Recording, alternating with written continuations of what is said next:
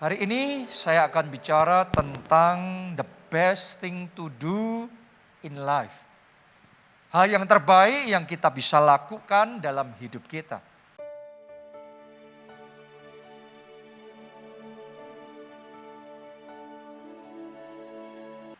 Dalam hidup banyak orang, sebagian orang melakukan hal yang baik. Tapi yang baik bukan berarti yang terbaik.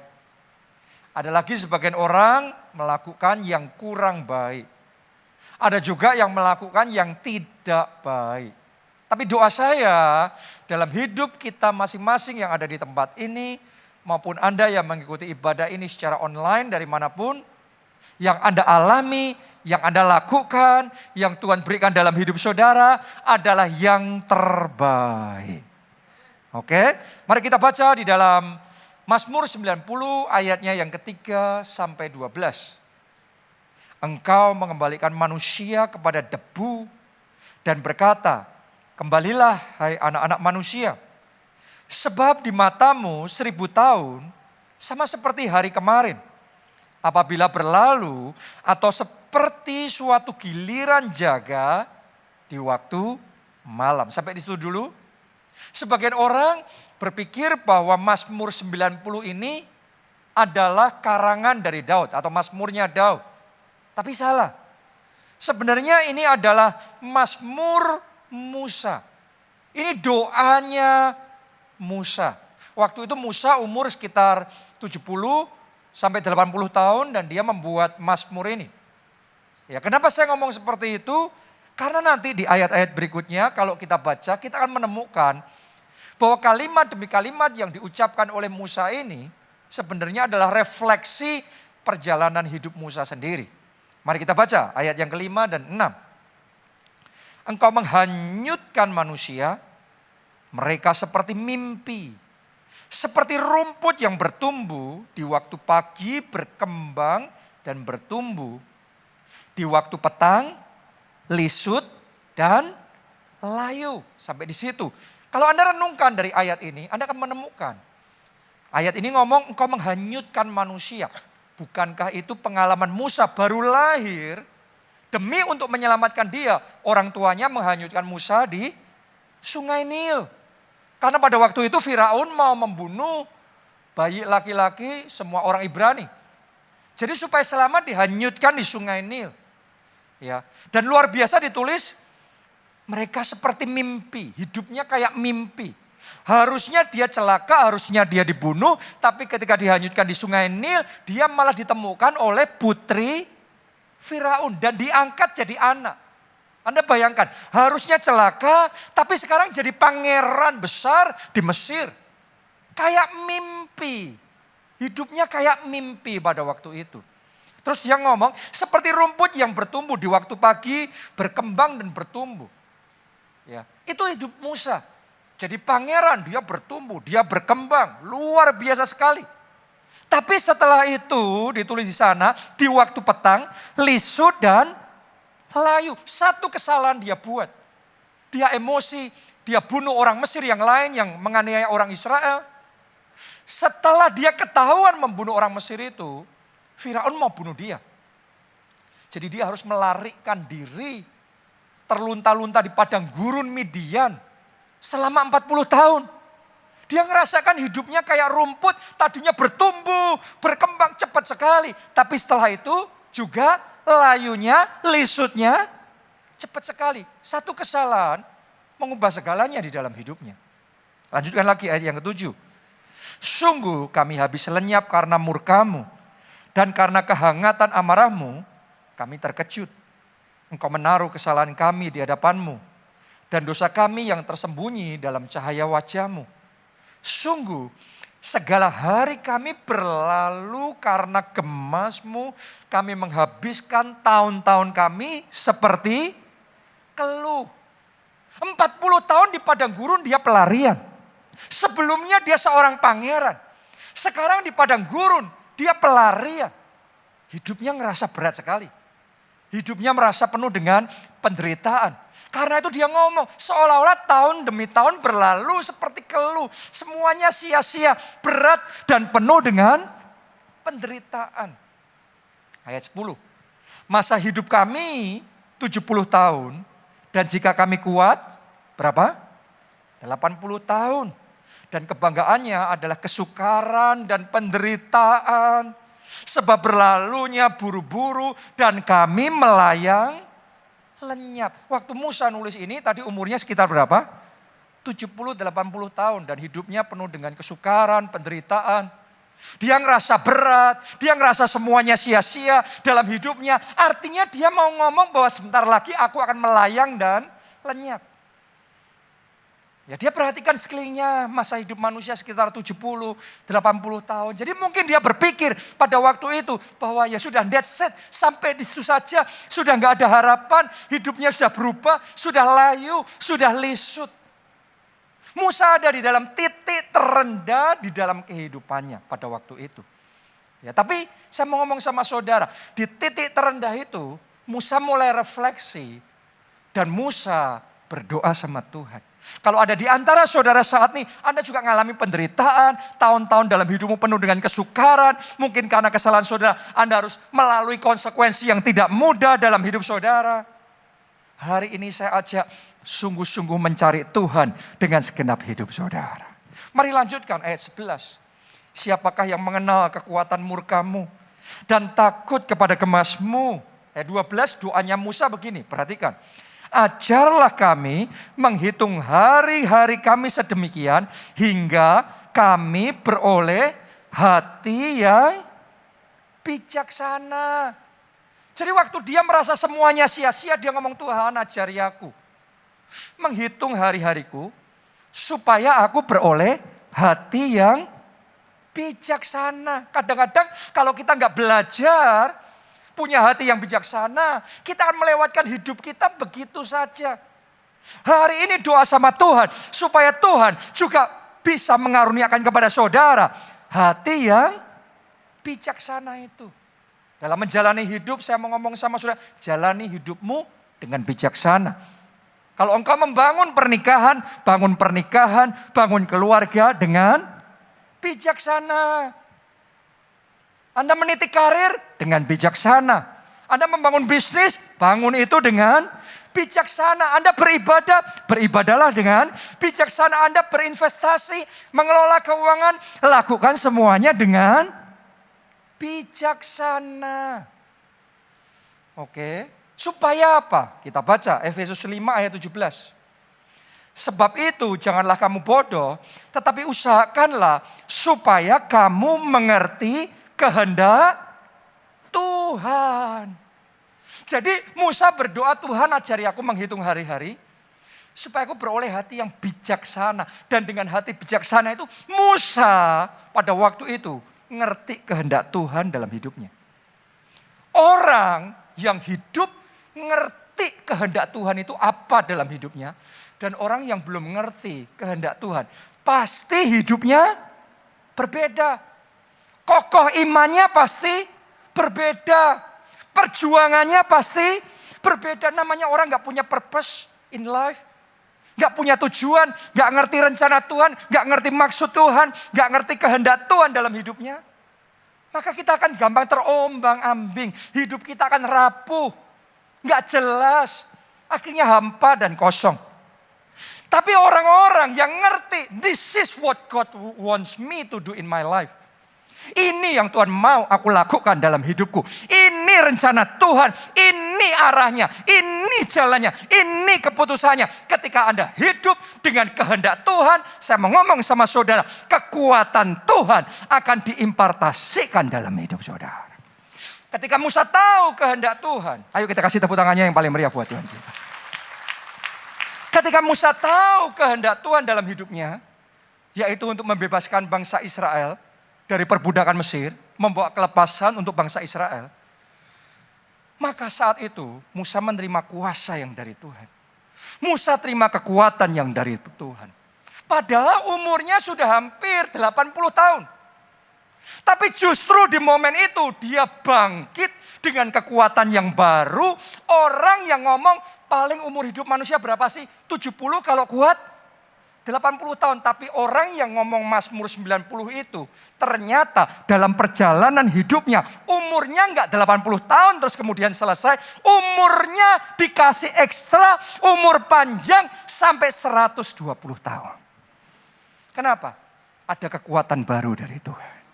Hari ini saya berdoa, terima kekuatan baru, terima kekuatan baru, terima kekuatan baru dari Tuhan. Amin. Ayo kita baca Ulangan 34 ayat yang ke-7. Musa berumur 120 tahun. Ketika ia mati, matanya belum kabur. Dan kekuatannya belum hilang. Anda harus ngerti, hidup Musa itu terbagi dalam periode 40 tahunan. 40 tahun pertama dia di Mesir. Tadi rumput yang bertumbuh, mekar. Tapi di babak kedua 40 tahun berikutnya, rumput yang layu, yang lisut. Ya, dia di padang gurun yang kering di Midian. Dia pikir dia akan berakhir di usia yang ke-80 itu. Paling top segitu dia pikir. Ternyata Tuhan extend karena dia sekarang ngerti kehendak Tuhan dalam hidupnya. Dia ngerti misi Tuhan dalam hidupnya. Dia harus membebaskan bangsanya dari perbudakan Mesir. Dia terima urapan baru. Dia terima kekuatan baru. Dan dia bangkit dengan kuasa Allah. Dia kerjakan mujizat-mujizat. Kuasa Allah bermanifestasi. Dan melalui hidupnya bangsa Israel mengalami kelepasan yang besar. Dan umurnya panjang. Jadi 40 tahun yang ketiga, 40 tahun final dalam hidupnya. Itu bukan 40 tahun yang sakit-sakitan, yang jelek, yang buruk. Tapi 40 tahun yang penuh dengan kemuliaan. Akan menjadi kesaksian dalam hidup saudara. Mungkin sekarang Anda sedang berbeban berat. Banyak persoalan penderitaan. Tapi saya deklarasikan, babak baru dalam hidupmu dimulai. Itu babak yang penuh dengan tanda ajaib. Babak yang penuh dengan kemenangan. Babak yang penuh dengan kemuliaan. Tepuk tangannya yang paling meriah buat Tuhan kita. Sekali lagi, terima kekuatan yang baru.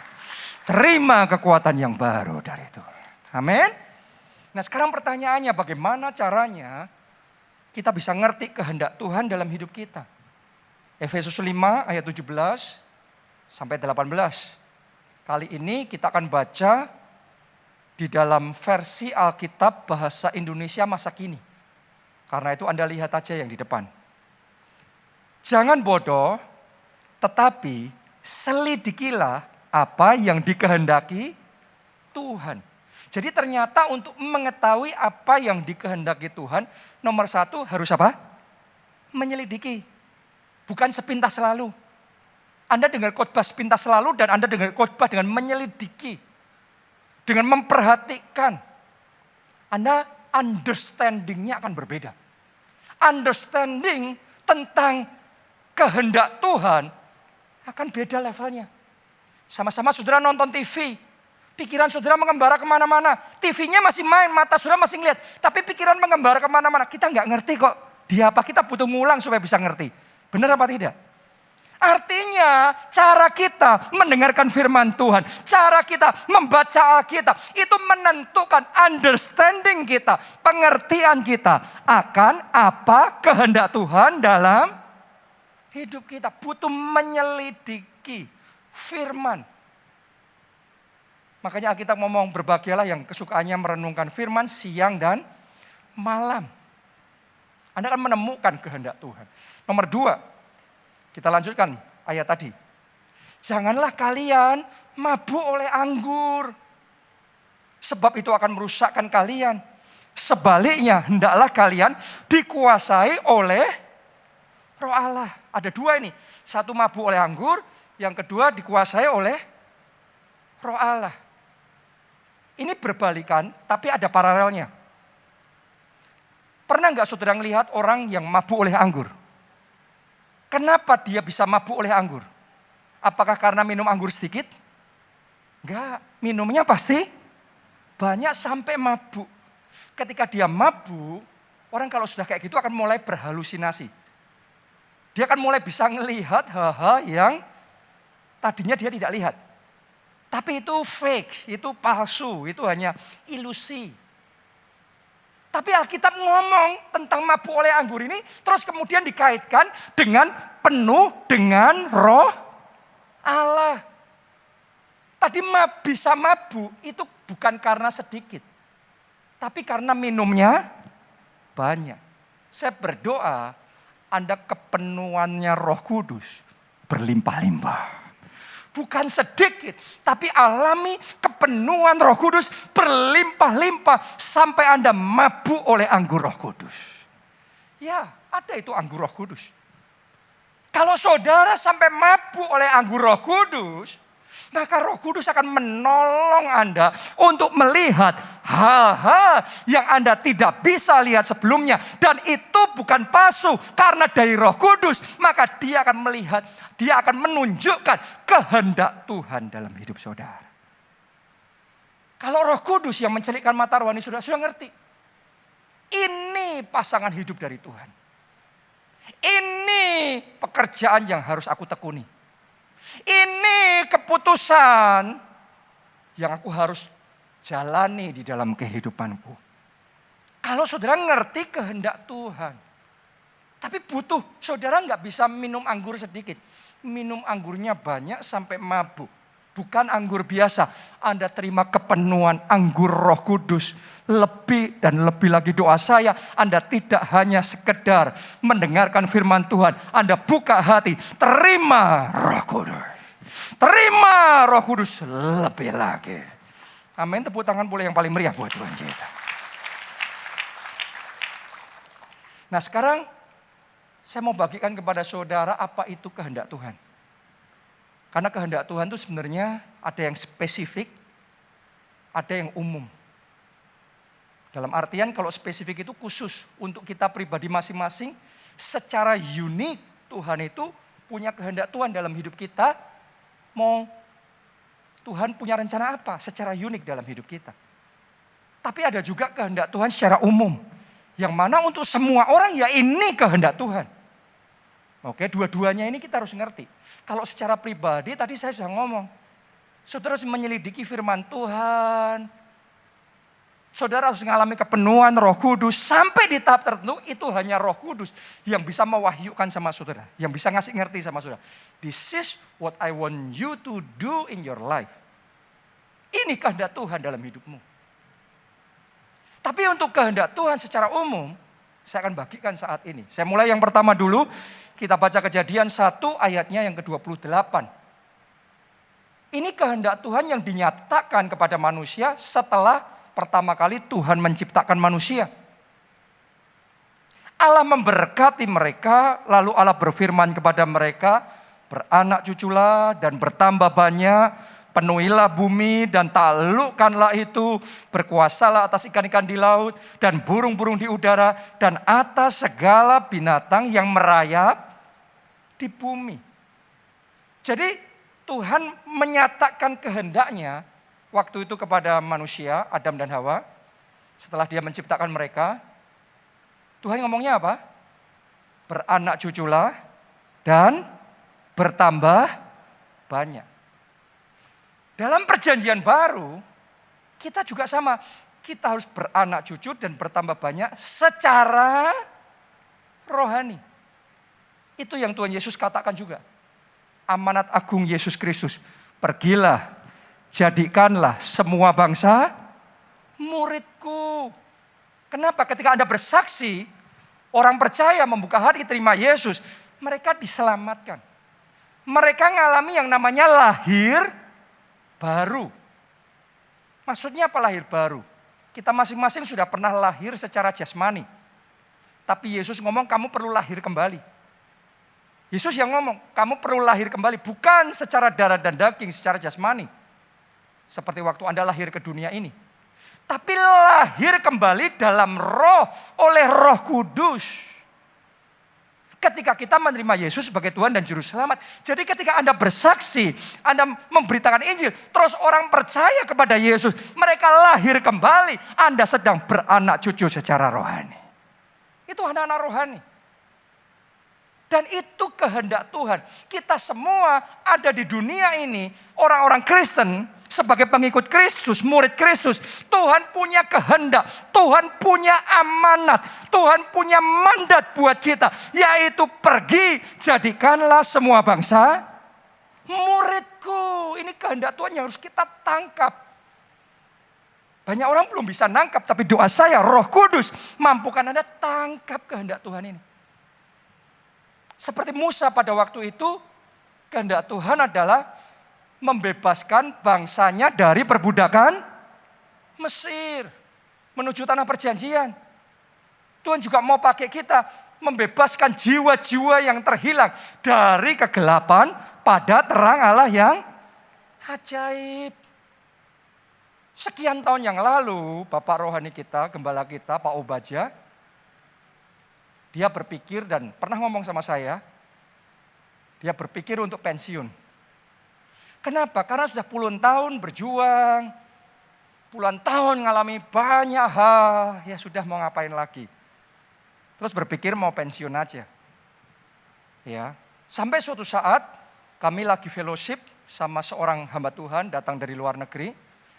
Mungkin Anda juga pernah dengar namanya.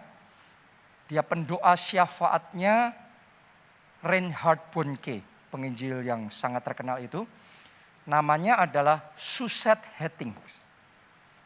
Waktu kita lagi kumpul ngobrol, ya, kita sharing, tiba-tiba Tuhan kasih penglihatan.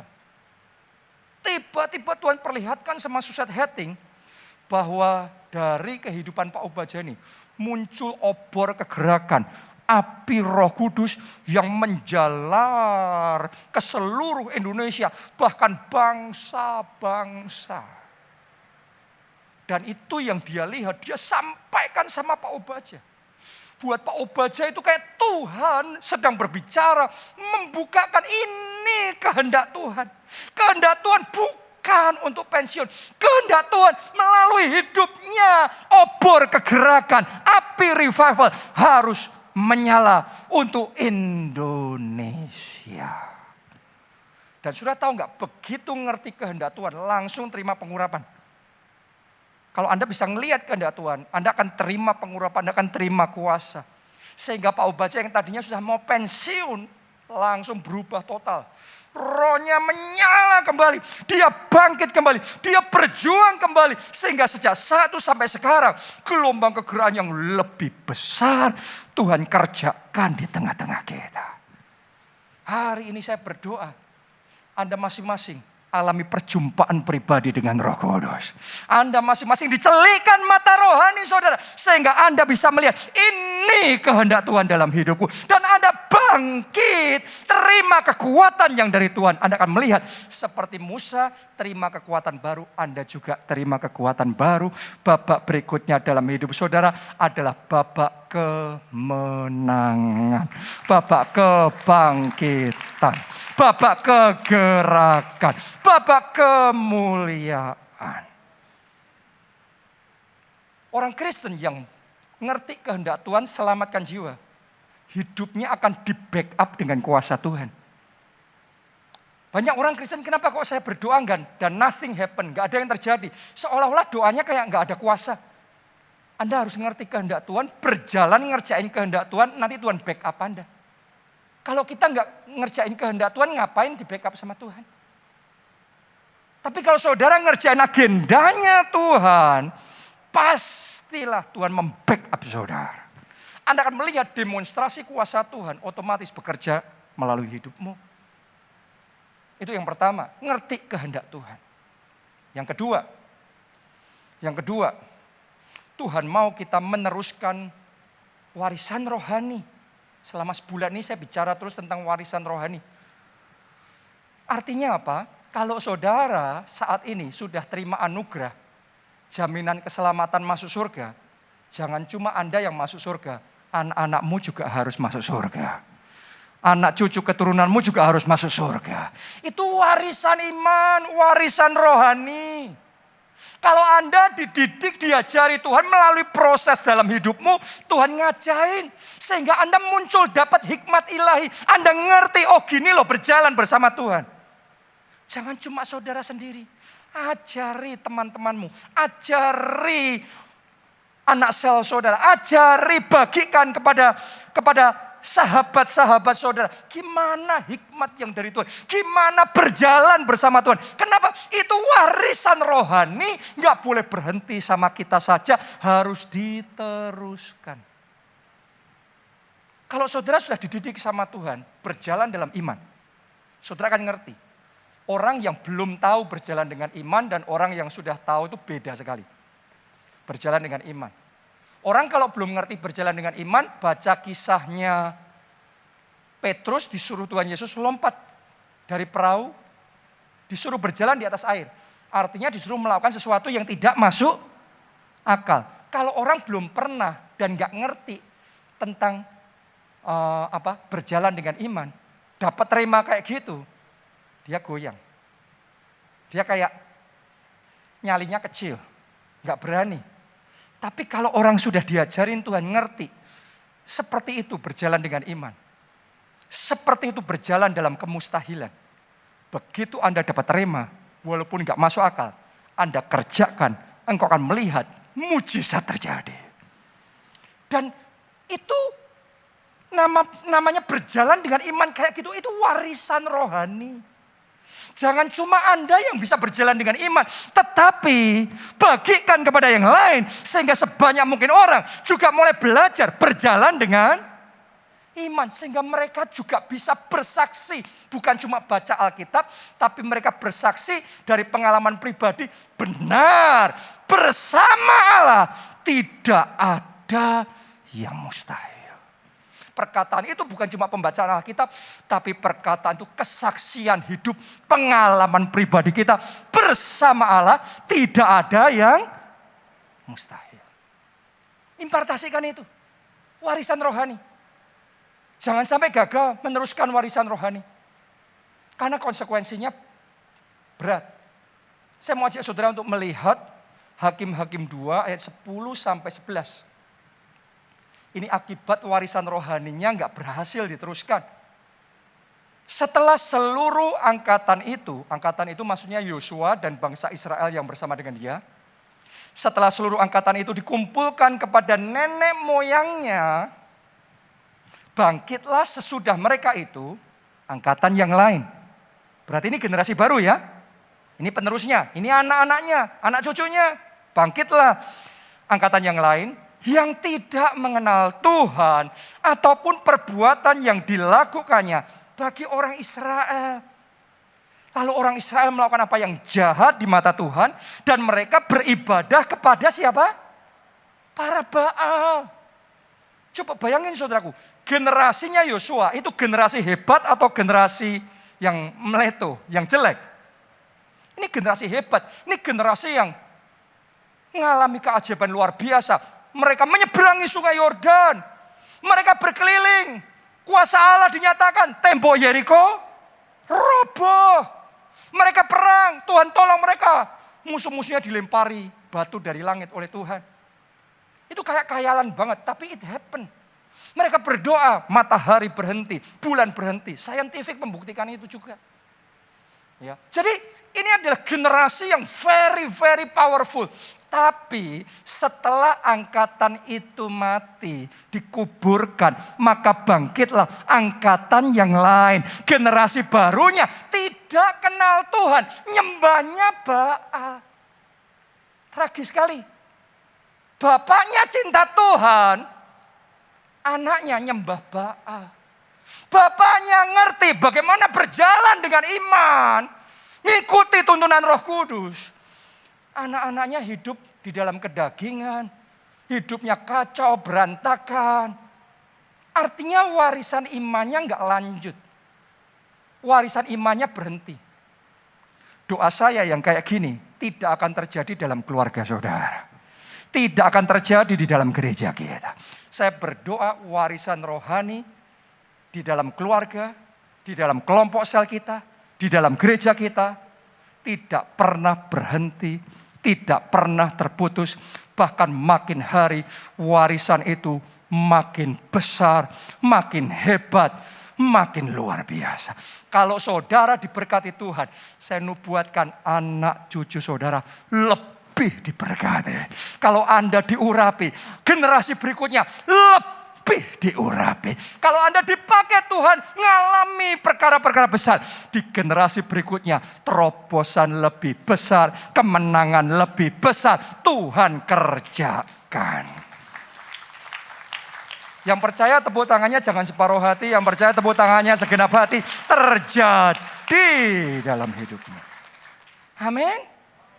Saya tuh melihat satu gereja yang digembalakan oleh Pastor David Oyedepo. Luar biasa sekali. Bagaimana dari dianya mengimpartasikan warisan rohani kepada jemaat, pelayan Tuhan, para leaders di gereja itu. Sebaliknya, bagaimana jemaatnya, para leadersnya menangkap warisan rohaninya. Sehingga di gereja itu bukan cuma dia yang powerful. Tetapi banyak orang-orang, jemaat-jemaatnya itu dibangkitkan. Kapasitas imannya besar. Berjalan dalam roh. Mengalami hal-hal yang luar biasa. Itu benar-benar amazing. Dan saya melihat beda sama banyak gereja yang lain. Di zaman foundernya, zaman pendirinya hebat sekali. Tapi setelah foundernya nggak ada, begitu diteruskan generasi berikutnya, semuanya tinggal kejayaan masa lalu. Sekarang nggak ada apa-apanya. Kayak pudar begitu saja. Saya berdoa di dalam keluarga saudara. Dari generasi ke generasi, anugerah Tuhan makin besar. Kemuliaan Tuhan makin nyata. Tuhan bawa kita semua from glory to glory, dari kemuliaan pada kemuliaan yang semakin besar. Katakan amin. Tepuk tangannya yang meriah buat Tuhan kita. Allah Abraham, Allah Ishak, Allah Yakub. Ini keturunan-keturunan. Ya, kalau Anda dalam bahasa Inggris nanti bisa teliti, ditulis Abraham was great. Abraham itu besar, hebat. Isaac, very great. Ishak itu sangat besar. Terus Yakub, very great, exceedingly great.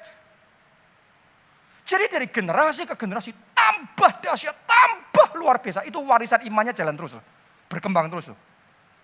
Seperti itu Tuhan kerjakan di gereja kita.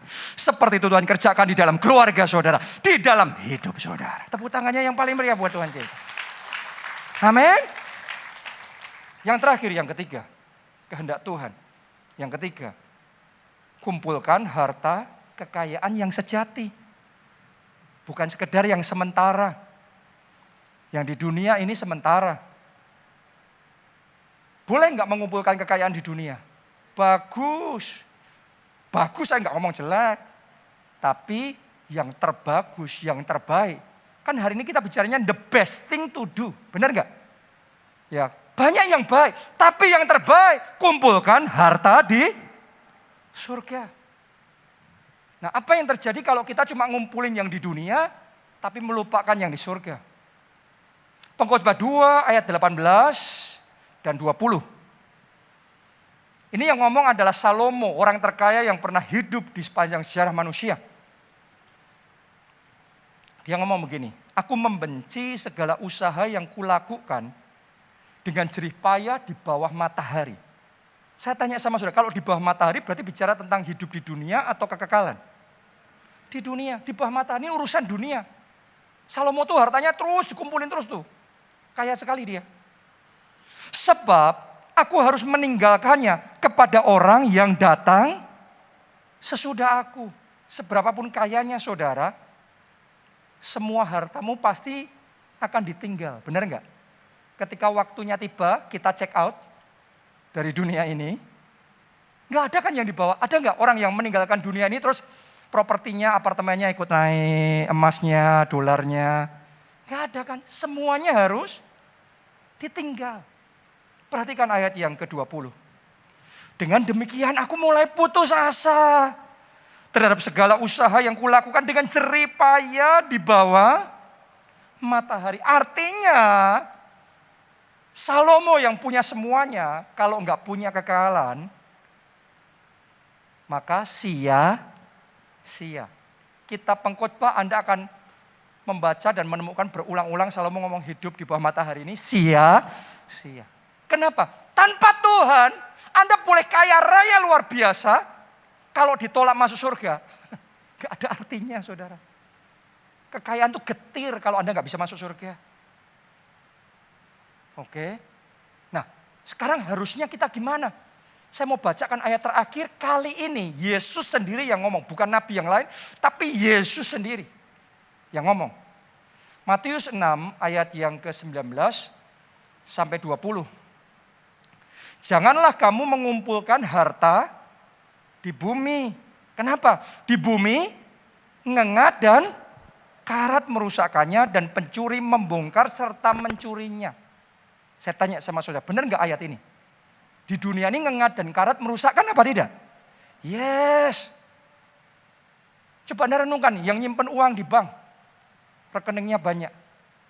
Tapi kan kita mengakui, ngengat inflasi merusakkan. Ibu-ibu beli minyak goreng, seliter berapa? Hanya dalam waktu yang singkat, butuh uang 2 kali lipat untuk beli seliter yang sama. Nominalnya jumlah sama, tapi value uangnya jadi separuh. Itu ngengat inflasi. Benar enggak? Ada juga karat. Saudara boleh punya peralatan listrik, mobil, AC, apapun itu. Keren sekarang, paling modern, paling mahal sekarang. Tunggu aja berapa tahun. Nanti ini rusak, onderdilnya butuh diganti, harus karat merusakkannya. Bukan cuma itu, pencuri membongkar serta mencurinya. Coba Anda lihat, terjadi enggak sekarang ini?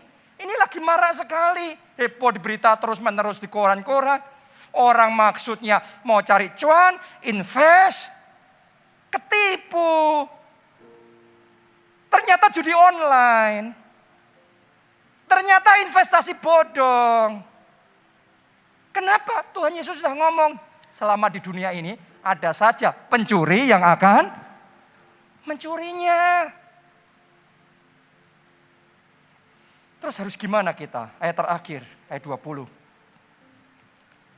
Ayo kita baca bersama-sama. 1, 2, 3.